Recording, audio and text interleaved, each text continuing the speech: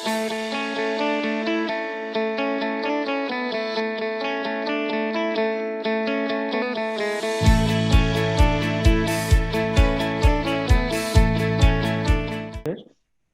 before I invite, let me introduce Shereen Nassar.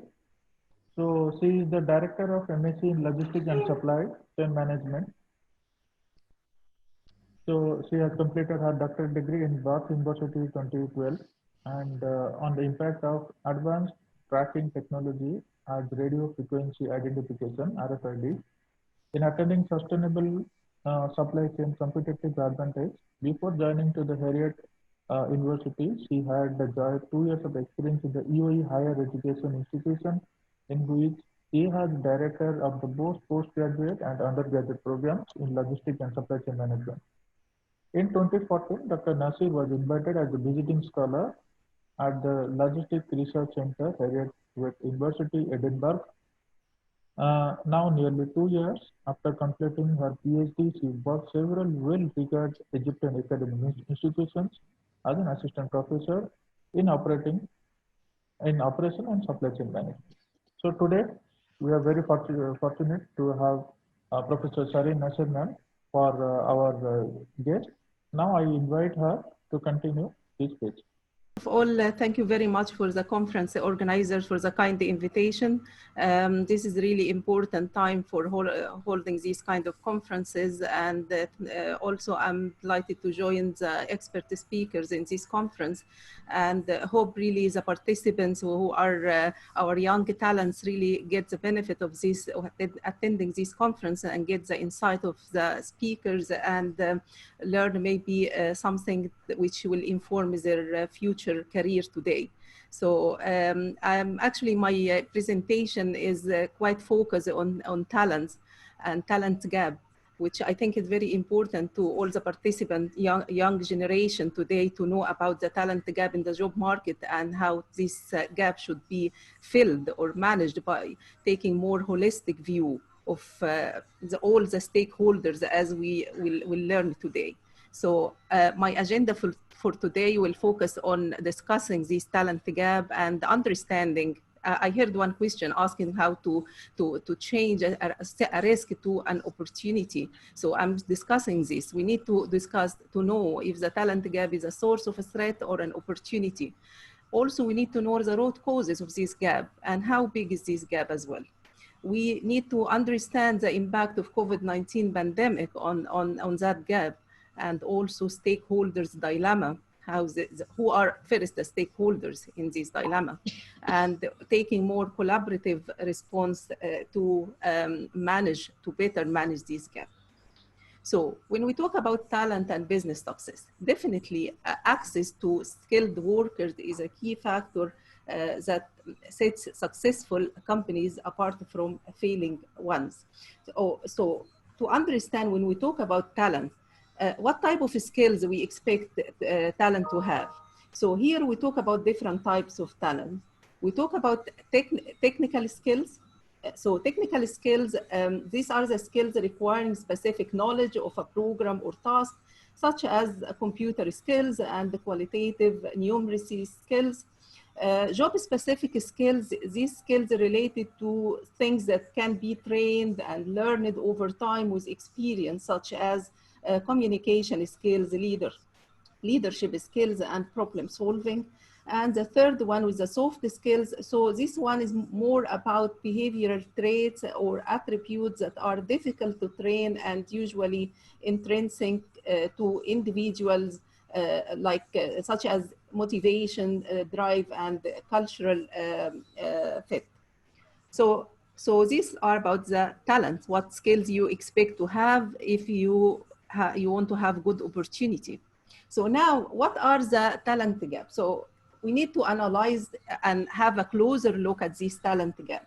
So talent gap is actually the gap in the job market between the demand of skills and competencies by employers and the skills and competencies offered by workforce, okay? So as you see now we have, we always talk when we talk about talent from employer's perspective, but here we bring the job seeker's perspective as well. So at business level, understanding the gap helps businesses to identify their current and projected training, retaining, and hiring requirements. And it's very important that businesses, they need obviously to link this to their strategic objectives. So an effective analysis of talent gaps helps them in sustainable strategic talent mapping for short-term and long-term needs. What about the individual level, the job seekers? This analysis, as a job seeker, you need to analyze the talent gap. Why? Because it will help you to enhance your employability through identifying the requirements, reskilling and upskilling. Okay, so at individual level, how you get this? Obviously, as a job seeker, you are not really qualified to do the analysis yourself. So you rely on expert views, sectors and industry reports and job market analysis to understand this. Okay, so I mentioned that I'll be covering if a talent gap is a source of opportunity or a threat. Obviously, we need to, even if it's a threat, we need to change it to be an opportunity and to maximize even this opportunity. In real life situation, we can't find that employers or skills needed by employers exactly equals the workforce skills offered. This is an ideal situation which unfortunately doesn't exist in real life. Okay, so what is the first option here? When we take the employer's perspective here, in the case of the skills needed by employers is greater than the skills offered by workforce, this is a threat for whom now? We talk about a threat for employers, okay? What about the job seekers, the workforce? It will be a threat if the skills offered in the job market greater than the skills needed. So it's a threat for workforce in this case. Okay, when will it be an opportunity for the employer? It will be an opportunity if skills needed by employers less than the skills offered. Okay, so they are in a better position on, I would say, even more powerful position in the market, job market. And for the workforce, it will be an opportunity for you as a job seeker if the skills offered less than the skills needed. Okay, so basically there is a need for you, for your skills. It's a simple rule for demand and supply rule, right? So as you understand now, when it will be an opportunity for you, if the skills you have is not really offered too much in the market. So the skills you have is needed by employers. This is an opportunity. What happens if the skills offered more than required? So you need to find your way to create your opportunity and find out about what skills really needed and to enhance and develop these skills as we will see later in this presentation. Okay, let's now analyze why we have this gap. Okay, we need as a simple rule or basic rule when you try to solve a problem, you need first to find the root causes. If you don't know the root causes, you will never be able to solve a problem. So if we look at the industrial revolutions, the 4 industrial revolutions, most of the changes happening in the business environment were driven by the technology. So technology introduced new business practices, and these new business practices requires new skills and create new rules. So technology always defines workforce rules and skills. Many of the speakers discuss Industry 4.0 and digital economy, which is disrupting talent in various industries. Why we are talking about disruption here? Because it creates change, it creates new rules, new skills, and you need to develop these skills and understand first what are the skills needed, okay? So as you see, if I look at the Industry 4.0, the new digital systems emerging as part of this industry, gauge data from both physical and digital sources, including industrial Internet of Things, devices, robotics tools, and autonomous robots, big data analytics systems, AI and cognitive systems, augmented reality. The connection here, this connection between digital technologies fostering action in the real world constitutes the essence of this Industry 4.0. Okay? Previous studies showed that the most challenging or the highest challenge in implementing this technology, Industry 4.0, is the lack of in-house talent is the key challenge to support the development and deployment of Industry 4.0 initiatives. If you look at other challenges, maybe they are not relevant, but maybe I'll just give you an overview on it. I'm just focusing here on talent. But among the other challenges facing the implementation or wide-scale implementation of Industry 4.0 is the lack of unified leadership that makes cross-unit coordination difficult within the company. So when we talk here about digital leadership, one of the features they need to have is to develop this unified leadership that makes cross-unit coordination easy within the company, okay? Data ownership concerns when choosing third-party vendors for hosting and operationalizing company data. Here we talk about open sourcing and cloud computing.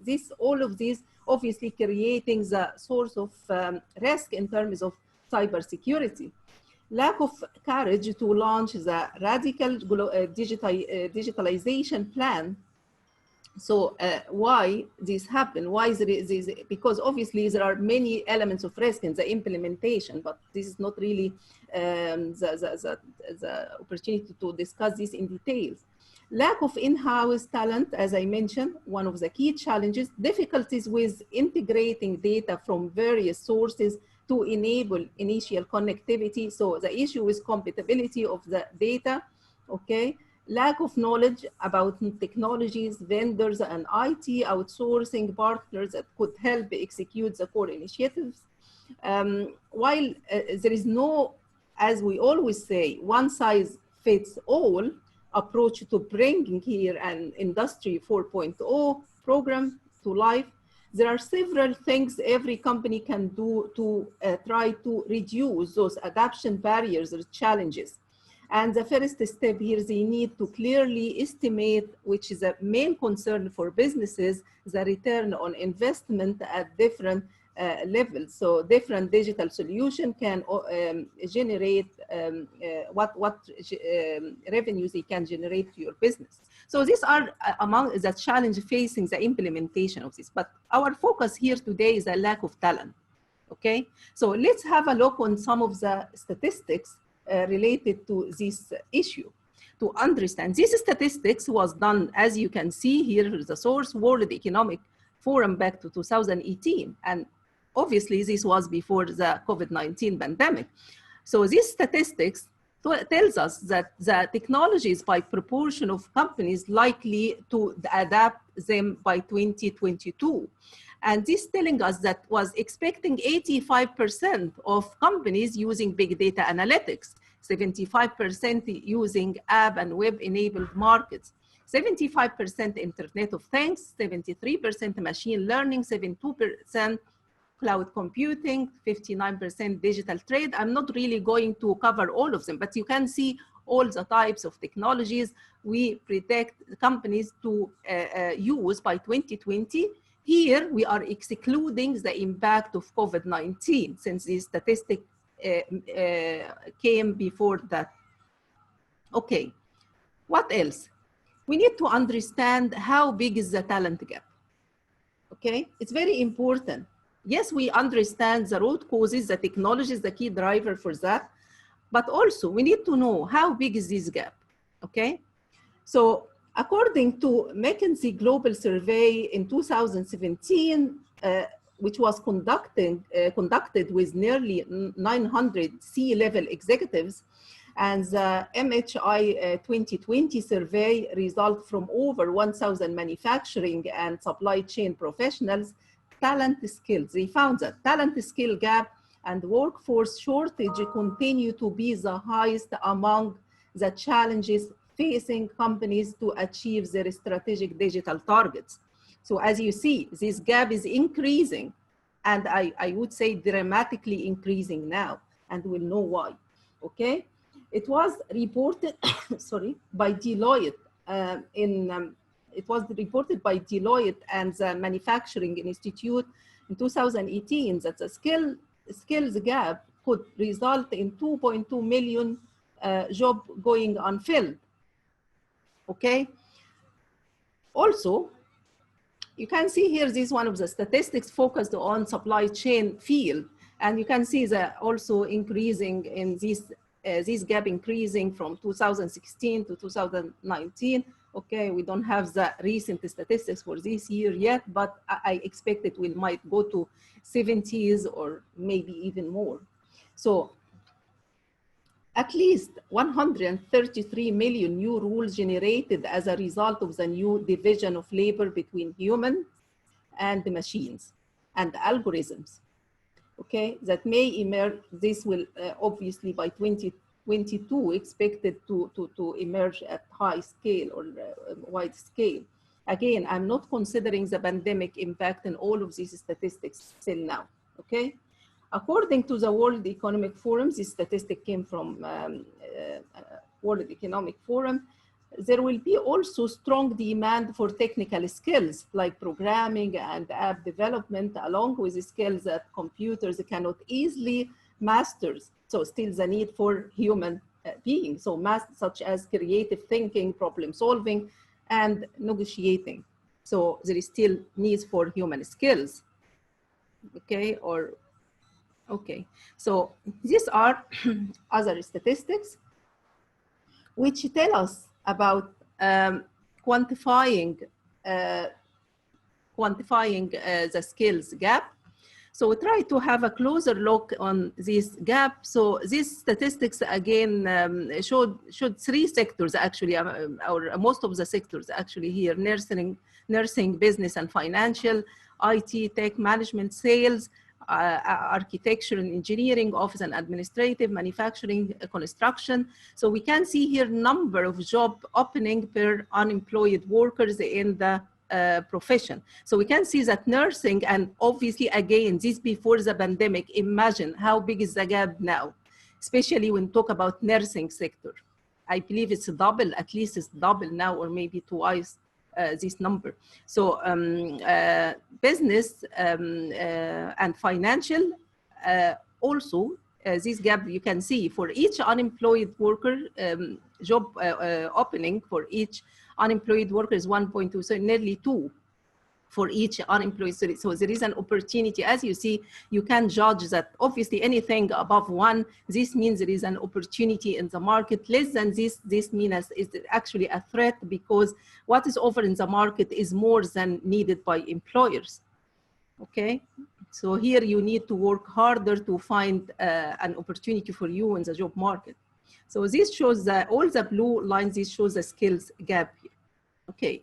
Now, talking about the impact of COVID-19, obviously, COVID-19 was kind of a wake-up call for the change, for driving that transformation, different aspects, and mainly in digitization and digital industry 4.0, as we will see now.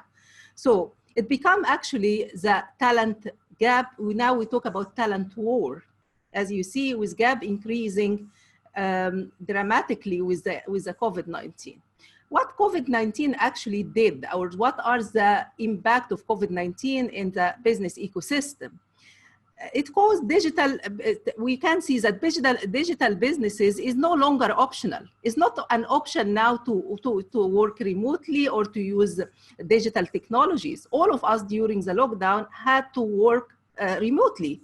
So it wasn't really an option, and most of the business now, they have to move. It's not really a decision to discuss or to negotiate. Also, COVID-19 accelerated the digital transformation. So acceleration of this digital transformation during the time of uncertainty was essential for survival for businesses, okay? Digital strategies are at the forefront for businesses continuity planning and building resilience. Now, businesses if they want to survive, they don't have any other option. Only they need to apply these digital strategies. It's part now of their business continuing plan for building also resilience. Resilience become a key part of managing businesses. I heard already some question asking, how do you make this challenge caused by COVID-19, how to change to an opportunity? This is how to do it. You have to build this digital strategy in your system. You have to work in your business continuity planning and how to build resilience in your system. Resilience in the short term and the long term, okay? And there are different strategies we can discuss here, okay?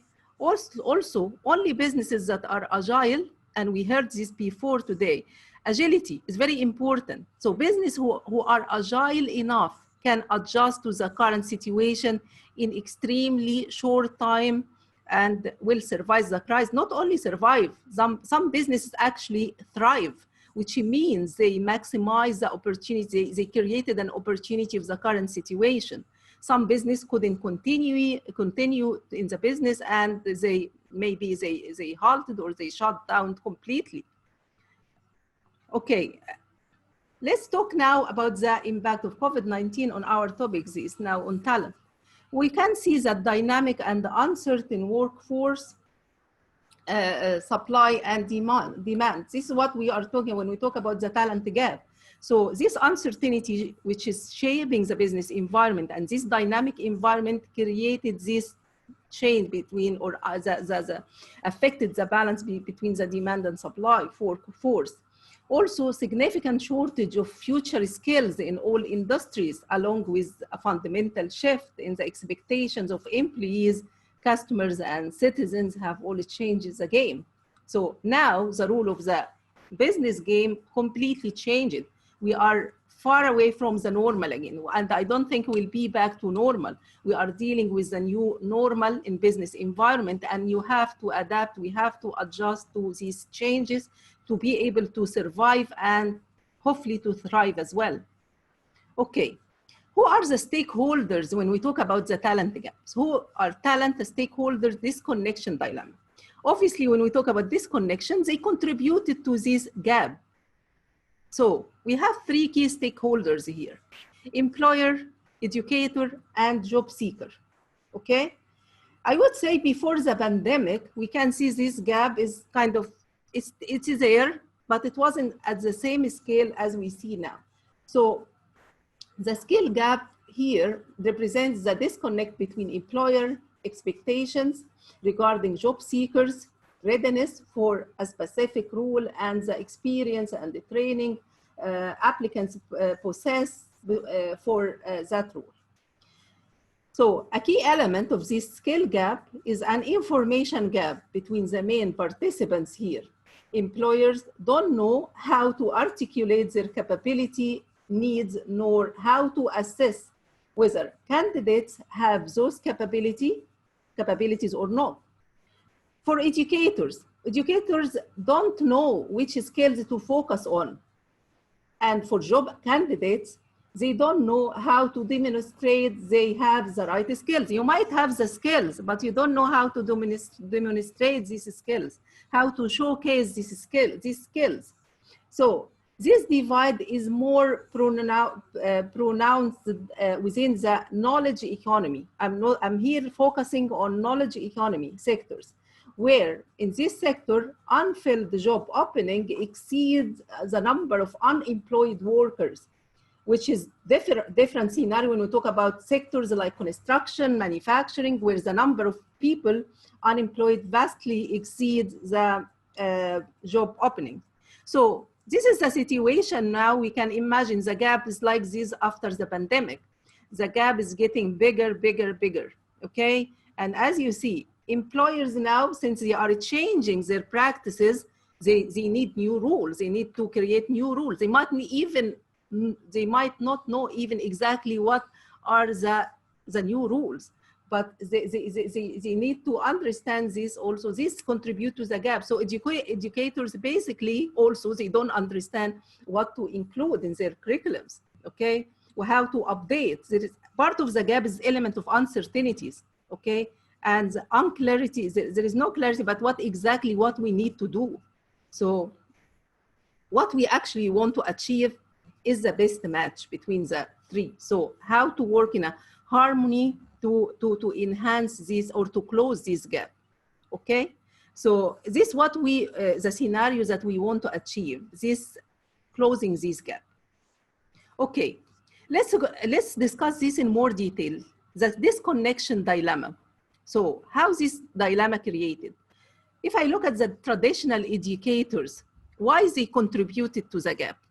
Because colleges programs are not evolving their curricula to match employers' needs. Okay, they are not really updated to the level that's with the change happening or the update happening in the with the employer's need or in the market. Programs view themselves as opportunities for self-exploration and persona growth and for individuals to pursue intellectual curiosities. Here, we found a survey, previous study, as we will discuss later, they don't see this as their first priority, okay? So they're focused mainly on their how to grow as a business as well. So this contributed to the gap in terms of talent gap. For employers, businesses are not willing to pay high wages for candidates who lack job readiness. So if you are not ready, don't expect the employer to accept you and train you and learn you about the skills that you need to have. They want you ready already to take. Actually, they want you even to contribute, to add more values to them. Businesses also are unwilling to invest resources into development and training due to the cost involved, and individuals are switching jobs more frequently, okay? For job seekers, how job seekers contributed to the gap? Individuals expect education programs to equip them with the required skills to get a job. So they think they don't really need to do anything, just getting their degrees, and once they get their degrees, they are ready for job, okay? Also, individuals are wary of investing in developing skills independently as a result of relatively stagnant average wages. Okay, still think that obviously university degrees are important. So as you see, this is how every party contributed to this talent gap. Here is an empirical evidence of this talent gap.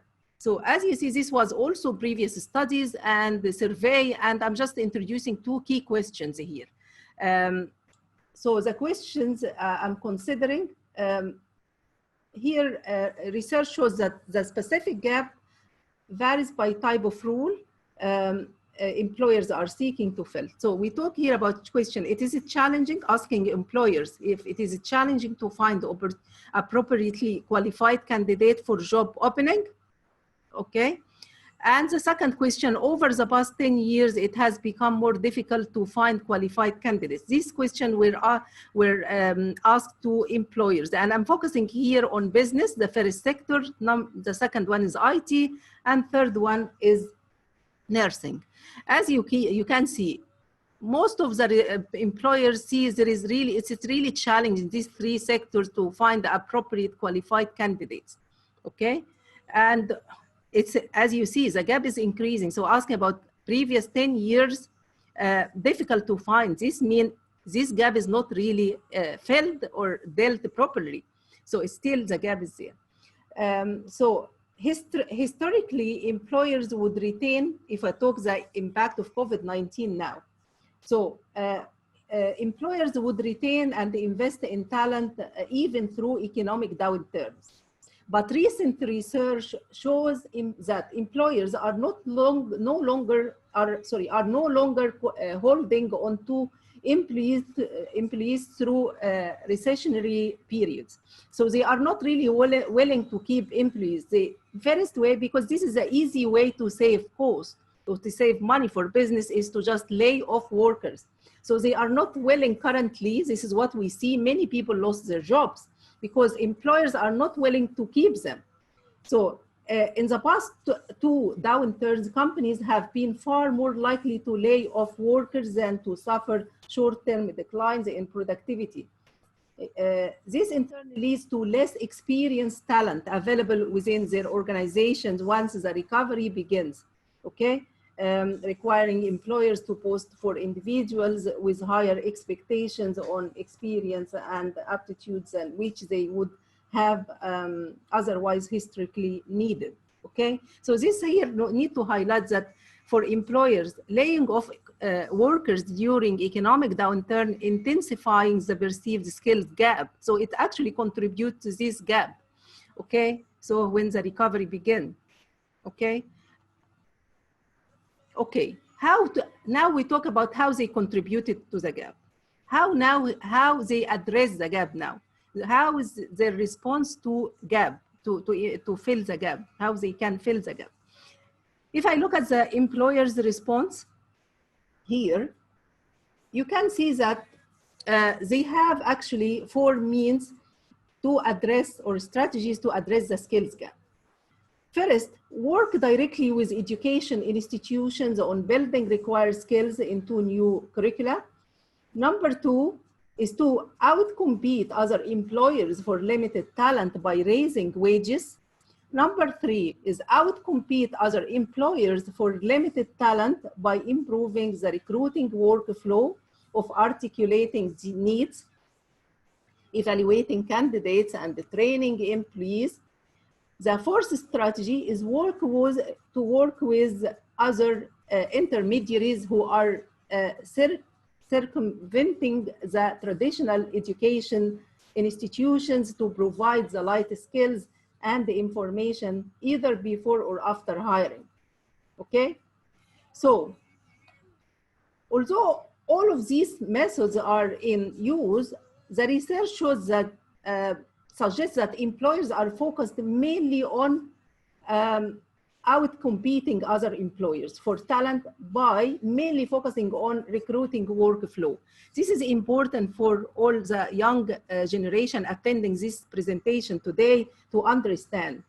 Employers now are focusing on recruiting workflow. So the emphasis for them is on screening versus internal training and on optimizing the current recruiting workflow, okay? So demonstrates that this way it demonstrates that employers believe that it's uneconomical for them to work directly to solve the skills gap. So alternatively, they are willing to invest more in search and screening abilities, such as hiring algorithms and letting other stakeholders solve the gap more directly, okay? So employers have here, when we talk about leadership, employers have an important leadership role to play here in providing a viable pathway into the workforce, particularly during this uncertainty about exactly what the future of work will look like. This leadership can take many different forms, from partnering with local high schools to creating internal skills development programs, to identifying the skills they need and communicating these skills to local education and community partners. What about the educators' response? Here, educators, we need to move from traditional perspective for the educators. Educators need to develop agile perspective, so agile education programs that ensure adaptability, flexibility, and alignment with other stakeholders' needs, including employers and job seekers. They need also to consider as their highest priority providing knowledge and the training to the working world, okay, as key role. And unfortunately, surveys showed that only 28% of educators think these are their key roles, and 72% of the leaders, they think that their key role is to promote intellectual and personal growth, okay? So also, educators need to have a more proactive collaboration with employers and the crafting programs to target the needs of businesses. Here we talk about the need for more partnership between educators and the employers, okay? And obviously there are different channels and mechanisms for this to happen. Okay, as I mentioned, part of the educators is the intermediary educational providers. They are really playing a key role now in also helping job seekers to develop their skills. So intermediary educational providers such as software coding boot camps are teaching technical skills, and the leading providers are closing the information gap between employers and job seekers. So they are contributing to this gap, filling this gap. These providers generally take a hands-on approach toward the career guidance and help their students find employment. Furthermore, the content taught is current and up-to-date. Obviously, what they offer is state-of-the-art, up-to-date, relative to traditional curriculum, which may be in some educators, institutions, they have curriculum which didn't change for years or decades even. So we need more proactive collaboration with employers and crafting the program to target the need of business here. But very important point to highlight. Yes, it's helpful to rely on intermediary educational providers, but they are not really very successful in developing job specifics and soft skills. This non-traditional education route, they didn't show really success on this. So you still need really the educators to develop these skills. So they can help you mainly in developing technical skills. For job seekers, how job seekers respond? Obviously, job seekers, they are in a very risky position, okay? What do you need to do to enhance your opportunity in the job market? You need also to develop agile mentality. Don't limit yourself to your degree or one thing that you think this will be my career and that's it. And my degree is enough for me to find an opportunity. You need really to have an agile mentality. Agile mentality to swiftly adapt to the changing needs of employers through reskilling and upskilling. Job seekers are looking for short-term solutions that will help better communicate their skills. Okay, showcase your skills to get into the radar screens of employers. If you understand that this only focus, they are mainly focusing on recruiting process, so just let them see you, showcase your skills. So as a result, you increase in the popularity of tools. There is an increase in popularity of tools that directly help job seekers to get jobs. What are these tools? So here we can see what's called Skillful. For example, this is an example. Skillful is an online marketplace founded by LinkedIn and the Markle Foundation that aims to forge connections. They call even themselves GPS for a job seeker's career. Okay, that aims to forge connection between employers, educators, and job seekers, describing themselves, as I said, GPS for job seekers. Okay, they aim to provide job seekers with tools to identify the industries that are hiring, the skills they will need to get hired, and the list of places where they can get trained in those skills. So overall, the most successful will be those that provide verifiable, granular, and relevant information about job candidate skills to employers and work closely with job seekers to secure employment. This is my last slide. I might talk longer than expected, but here, what we need really, what we need is a collaborative response. So we need to solve the talent gap using this collaborative approach. The current skill gap is concentrated in the new knowledge economy, where the required skills, whether technical or job specific or soft skills, depend heavily on the role, okay? The role you take. As a result, again, one size, okay, fits all approach is not likely to work. What we need is the mechanisms to close the gap, which should be through better communication channels and the information flow among the key stakeholders, the educators, employers, and the job seekers. Employers are looking to improve how they confirm job candidates have the right skills. Educators are looking to improve what skills they teach, and job seekers are looking to improve how they showcase their skills. Such collaborative response is the key for the success in closing this talent gap. Thank you very much for listening. That's it from my side, and hope you find the presentation informative. And I'm happy to take any question. Thank you. Thank you, Dr. Shereen. Ma'am, you have a wonderful presentation.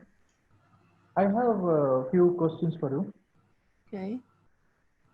Okay, so as you know that this webinar is been organized by Presidency College, which is one of the oldest and largest college for the business management students. And most of the students are from business management background.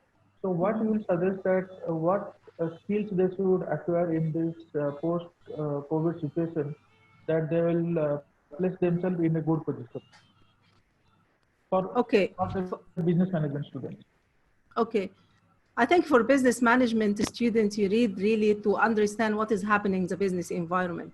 As I said, what are really the skills needed by employers? And the starting point in my view is employers. What skills are needed now? Okay, and try to make use of all the available resources.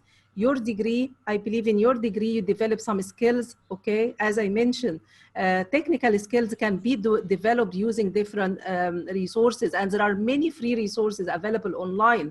Make use of this.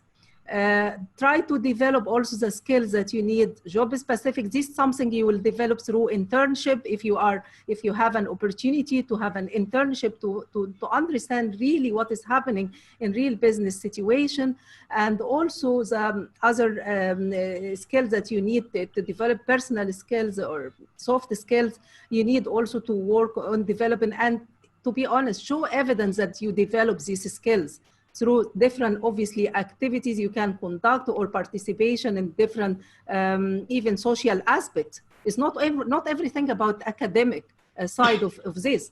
Part of these skills need to be developed maybe using different other channels, participating in other activities in the university and in social aspect.